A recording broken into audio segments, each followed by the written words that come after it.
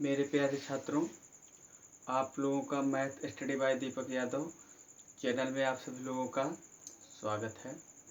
आप लोगों को हम आव्यूह के प्रकार पढ़ा रहे हैं। इससे पहले एक वीडियो बना चुके हैं जिसमें कुछ प्रकार आव्यूह के बता चुके हैं। आज हम वहीं से आगे से स्टार्ट कर रहे हैं। हम स्टार्ट कर रहे हैं पंक्ति आव्यूह से। तो इस आव्यूह को बहुत ध्यानपूर्वक देखिएगा। पंक्ति आव्यूह या इसी को कहते हैं सदिश। इसी पंक्ति आव्यूह को ही क्या कहते हैं? पंक्ति सदिश, यानी कि रो मैट्रिक्स आर अथवा रो वेक्टर। तो इसके बारे में आप लोग ध्यानपूर्वक जान लीजिए। पंक्ति आव्यूह और पंक्ति सदिश क्या है? पंक्ति आव्यूह ऐसा आव्यूह है जिसमें केवल एक पंक्ति हो, वह पंक्ति आव्यूह या पंक्ति सदिश कहलाता है। Row matrix or row vector कहलाता है जिसमें केवल एक पंक्ति हो। जैसे कहने का मतलब एग्जाम्पल के तौर पर हम ले लेते हैं A11, A12, A13, ये आपका पंक्ति आव्यूह है। इसे हम 1 क्रॉस, क्योंकि पंक्तियों की संख्या कितनी? 1 क्रॉस 3। अब फिर और भी एग्जाम्पल ले सकते हैं 1, 2, 3, इसमें भी 1 क्रॉस 3 और भी एग्जाम्पल ले सकते हैं A11, A12, A13 dot dot dot A1n। तो ये भी 1 क्रॉस n। तो इस टाइप का जो मैट्रिक्स होगा वो पंक्ति आव्यूह या पंक्ति सदिश या फिर रो मैट्रिक्स अथवा रो वेक्टर होगा। तो ये आप लोगों को समझ में आ गया होगा। अभी बहुत ध्यान समझिएगा, कुछ कन्फ्यूजन छात्रों को रहती है, इसके बारे में भी अभी क्लियर करते चल रहे हैं। और उसके बाद फिर अगला नंबर है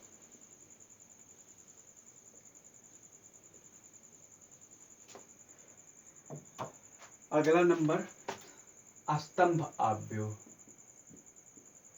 स्तंभ आव्यूह अथवा इसी को कहा जाता है स्तंभ सदिश। इसी को स्तंभ सदिश अर्थात कॉलम मैट्रिक्स अथवा कॉलम वेक्टर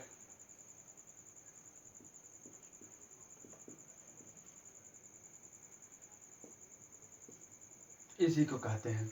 तो इसके बारे में जान लीजिए।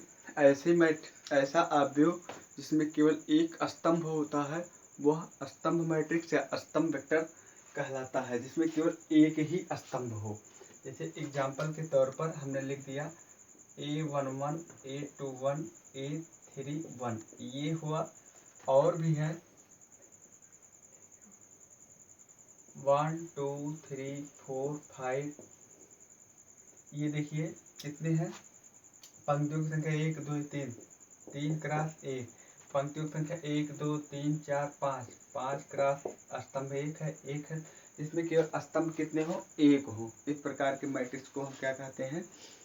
स्तंभ आव्यूह कहते हैं या फिर स्तंभ सदिश कहते हैं। और उसके बाद अगली मैट्रिक्स हम आप लोगों के बीच में रखने जा रहे हैं। बहुत ध्यान दीजिएगा इस सब बातों को, क्लियर कट एकदम।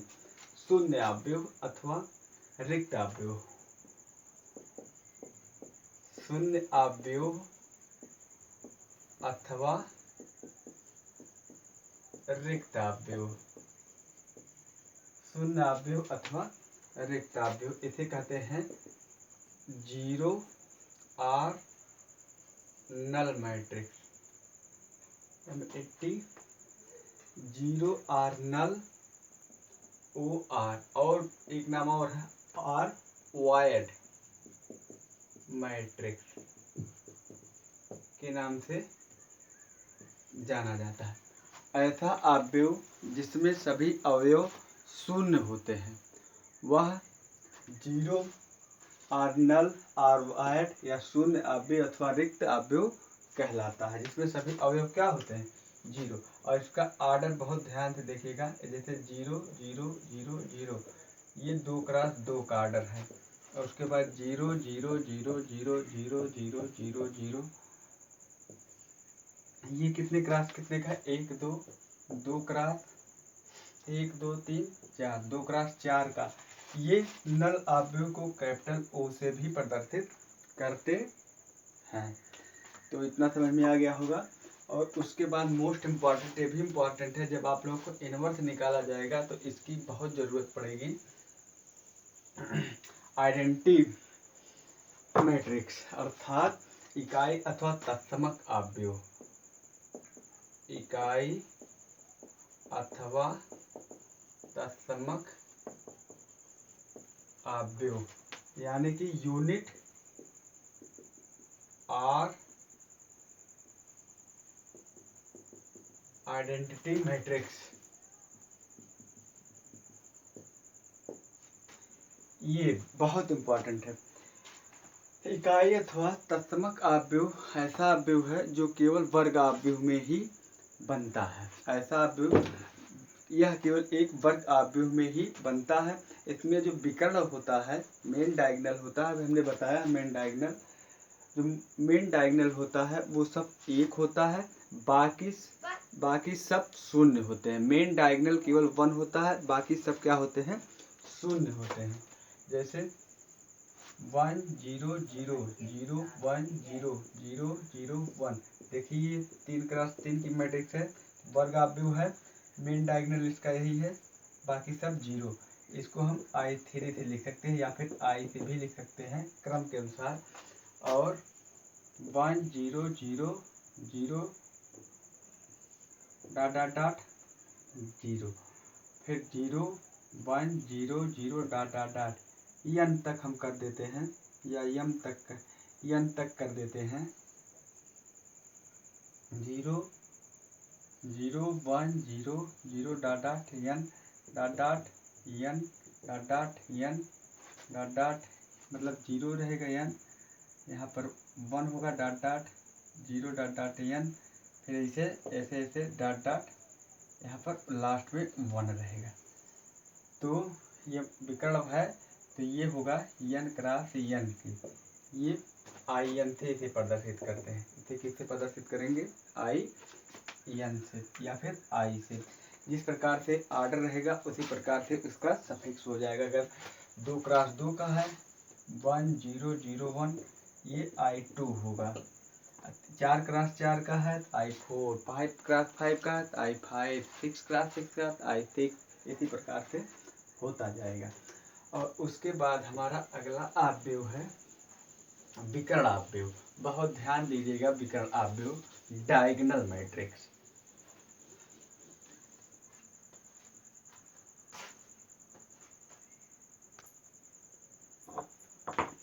विकर्ण अवयव डायगोनल मैट्रिक्स, इसको बहुत ध्यान से देखिएगा।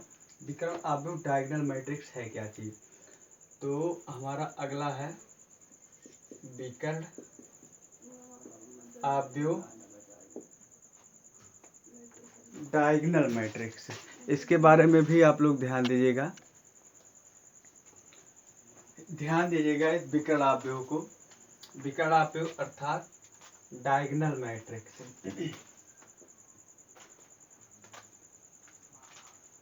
DIGONAL मैट्रिक्स, विकर्ण अवयव। इसमें थोड़ा ध्यान दीजिएगा। स्तंभ अवयव और डायगोनल अवयव में कुछ अभी डिफरेंस अंतर बताऊंगा, बहुत ध्यान लगा के देखते रहिएगा इस वीडियो को। विकर्ण अवयव ऐसा अवयव जिसमें विकर्ण को छोड़कर सभी अवयव शून्य होते हैं, लेकिन विकर्ण जो होते हैं वो समान नहीं होते हैं। ऐसे एलिमेंट जिसमें सभी अवयव शून्य होते हैं, लेकिन विकर्ण जो होते हैं, विकर्ण पे जो एलिमेंट होता है वो समान नहीं होता है। एग्जाम्पल के तौर पर हम बता देते हैं। जैसे हमने एक उदाहरण लिया A11 0 0 0, A12 0 0 0, A13, ये आपका विकर्ण अवयव होगा। या फिर आप इस प्रकार से भी लिख सकते हैं 1 0 0 0 2 0 0 0 -7 कुछ भी लिख सकते हैं। ये आपका विकर्ण आव्यूह होगा। लेकिन दिमाग में बात रखे रहिएगा, विकर्ण आव्यूह जो होता है, डायगोनल मैट्रिक्स जो होता है, वो सदैव वर्ग आव्यूह में ही होता है। देखिए ये 3x3 की मैट्रिक्स है, ये भी कितने की है, 3x3 की ही मैट्रिक्स होती है। ये बात को ध्यान में रखे रहिएगा। और इसको हम बराबर इस प्रकार से भी लिख सकते हैं, इसको हम बराबर लिख सकते हैं A11 कामा, ध्यान दीजिएगा, कामा A12 कामा A13। हम इस प्रकार से भी इसको लिख सकते हैं। अगर इस प्रकार से कहीं लिखा होगा तो आप लोग तुरंत समझ जाइएगा कि वह विकर्ण आव्यूह होगा और उसका रूप इस प्रकार से होगा। ये सब डायगोनल के एलिमेंट हैं, बाकी सब क्या हैं, जीरो हैं ये। और स्तंभ आव्यूह में क्या होता है ये भी ध्यान रखिएगा। कुछ छात्र समस्या में रहते हैं विकर्ण आव्यूह और स्तंभ आव्यूह में। स्तंभ आव्यूह में क्या होता है, यहाँ पे A11 हो जाएगा और यहाँ पर क्या हो जाएगा, A12 हो जाएगा, A13 हो जाएगा, बीच में कामा नहीं रहेगा, तब ये स्तंभ आव्यूह होगा। तो हम सोच रहे हैं कि आप लोगों को ये क्लियर हो गया होगा विकर्ण आव्यूह और स्तंभ आव्यूह में अंतर। चलिए अब इसके बाद हम आप लोगों को एक और अदिश आव्यूह बताने चल रहे हैं, स्केलर मैट्रिक्स। अदिश आव्यूह, अदिश आव्यूह,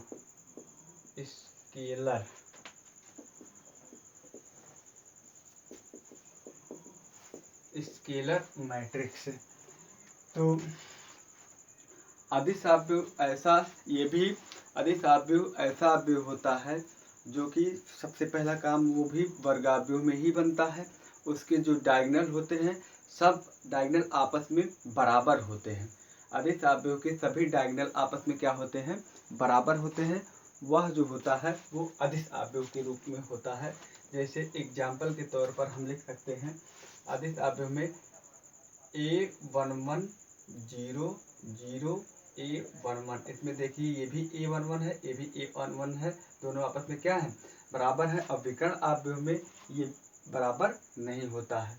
और भी हो सकता है A11 0 0 0 A11 0 0 0 A11, या फिर गिनती में भी हो सकता है 1 0 0। और एक बात जान लीजिएगा, एक नहीं दो कर देते हैं, 2 0 0 0 2, ये सब आपस में बराबर होते हैं। और एक बात जान लीजिएगा, आइडेंटिटी एलिमेंट जो होता है वो सदैव अदिश आव्यूह होगा, क्योंकि आइडेंटिटी एलिमेंट भी सब विकर्ण आपस में क्या होते हैं, विकर्ण के अवयव जो होते हैं सब आपस में बराबर होते हैं, इसलिए ये भी क्या होगा, एक अदिश आव्यूह होगा। लेकिन मुख्यतः अगर जब क्या कहा जाता है, लिखा रहेगा, अगर ऑप्शन में लिखा रहेगा अदिश आव्यूह और आइडेंटिटी एलिमेंट मतलब तत्समक आव्यूह, तो आप लोग ज़्यादातर इसको तत्समक आव्यूह पर ही निशान लगाइएगा। अगर तत्समक आव्यूह नहीं है तब हम अदिश आव्यूह पर भी इसको, ये अदिश आव्यूह तो है ही, तब अदिश आव्यूह भी है। बाकी प्रत्येक अदिश आव्यूह जो होगा,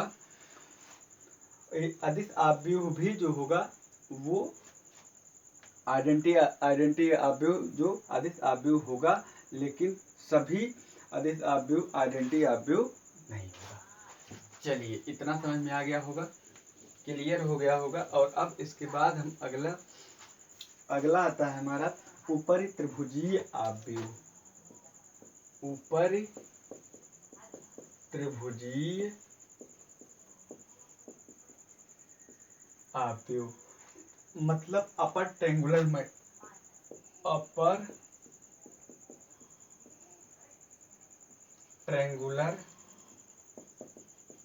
मैट्रिक्स। अपर ट्रायंगुलर मैट्रिक्स, इसके बारे में ध्यान दीजिएगा। ऐसा, ये भी वर्ग आव्यूह में ही होगा, ऐसा वर्ग आव्यूह जिसमें विकर्ण के नीचे के सभी अवयव जीरो होते हैं और वो उस प्रकार के अवयव को हम अपर ट्रायंगुलर अवयव कहते हैं। ऊपर त्रिभुजीय अवयव कहते हैं, अपर ट्रायंगुलर मैट्रिक्स कहते हैं। जैसे एग्जाम्पल के तौर पर हम क्या लिख देते हैं, विकर्ण। सबसे पहले हम विकर्ण बना देते हैं, 1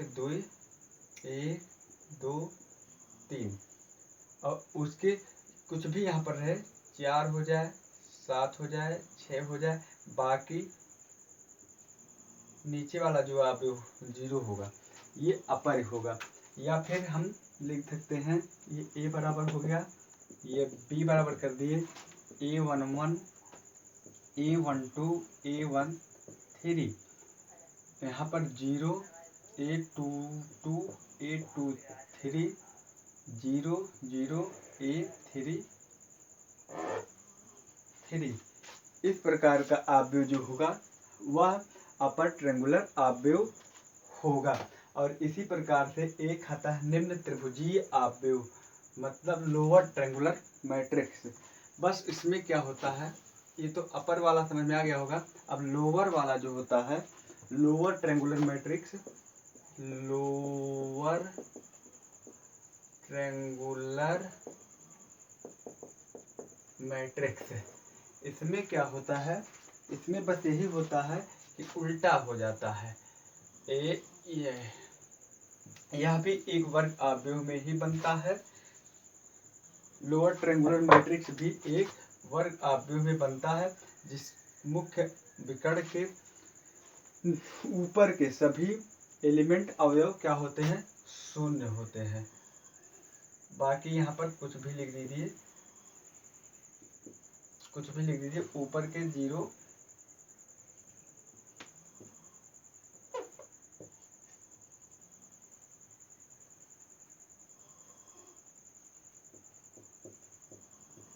तो इस प्रकार का अवयव जो होगा वो निम्न त्रिभुजीय अवयव होगा। तो हम आशा करते हैं कि आप लोगों को त्रिभुज के अवयव के प्रकार आप लोगों को पूरा विधिवत समझ में आ गया होगा। और अब कहीं अगर कोई समस्या होती है तो आप लोग कमेंट करिएगा या फिर हमारे टेलीग्राम चैनल पर जाइएगा, मैथ बाय दीपक यादव पर आप उसको डाउनलोड करिए टेलीग्राम चैनल को, और सब्सक्राइब करिए, और वहाँ से PDF भी मिल जाएगा। समस्या होगी तो आप PDF कागज़ में लिखकर वहाँ पर भेज दीजिए, हम देख लेंगे और आप लोगों का समस्या का समाधान कर देंगे। अगर वीडियो अच्छा लगा हो तो आप लोग शेयर कीजिएगा, सब्सक्राइब कीजिएगा, लाइक कीजिएगा।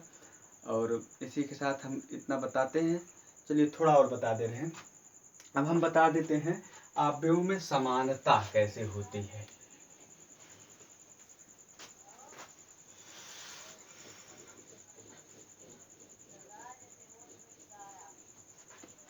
अवयवों की समानता,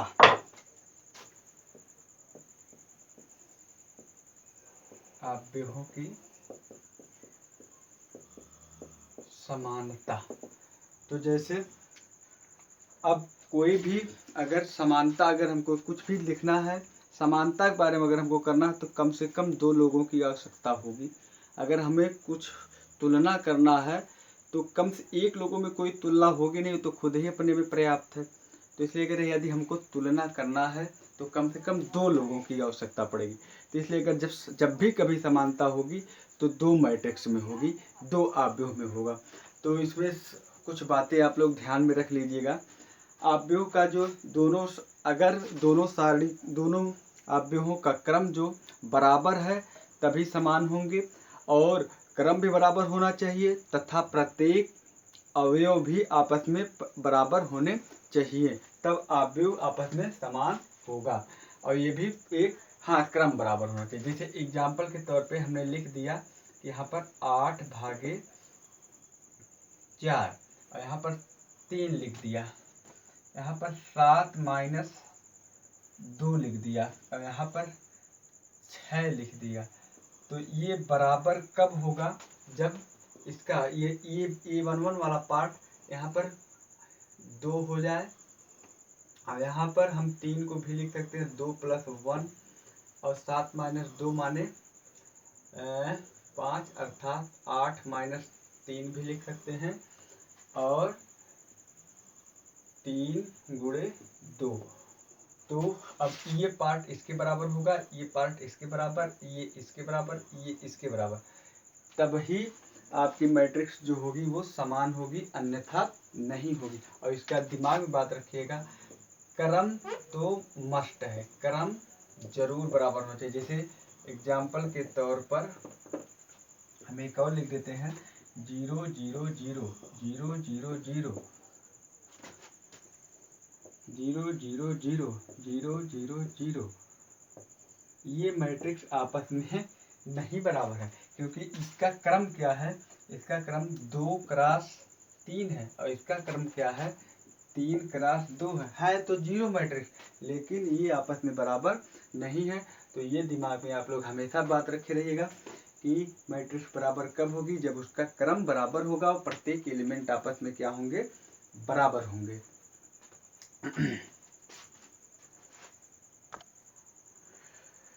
तो बस अगर आव्यूहों का योग करना है तो योग के लिए ध्यान लीजिएगा, अगर 2 आव्यूह हैं तो 2 3 5 7 ऐसे हैं, प्लस इसमें भी क्रम बराबर होना चाहिए, 1